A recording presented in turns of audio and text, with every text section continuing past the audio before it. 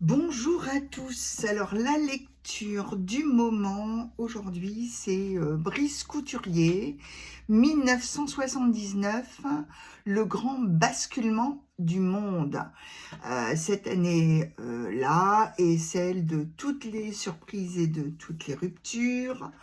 La découverte des atrocités commises par les Khmers rouges au Cambodge, l'invasion du Cambodge par l'armée vietnamienne à la toute fin de l'année 1978 a été présentée par les dirigeants de Hanoï comme une libération de leur pays par les Cambodgiens eux-mêmes. Et dès le lendemain, les Vietnamiens annonçaient s'être emparés de la capitale cambodgienne, Phnom Penh. Les Khmers rouges, qui avaient surestimé leurs propres forces, étaient en fuite en direction des forêts du Nord-Ouest, à proximité de la frontière thaïlandaise, où ils allaient installer sur le conseil des Chinois et avec leur aide de durables guérillas. Rappelons-nous aussi Didi Amin Dada et Bokassa qui sont chassés du pouvoir, Margaret Thatcher qui s'empare du 10 Downing Street, Jean-Paul II, lors de son premier retour en Pologne qui sème les graines d'une révolution communiste, Khomeini, c'est d'actualité, qui impose sa révolution islamiste à l'Iran, les soviétiques qui envahissent l'Afghanistan.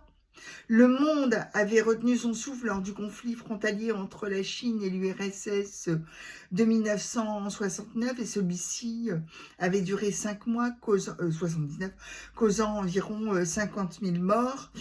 À la suite de la décision du président Nixon en 1970 de mettre fin à la convertibilité du dollar en or, le système de Bretton Woods s'était effondré.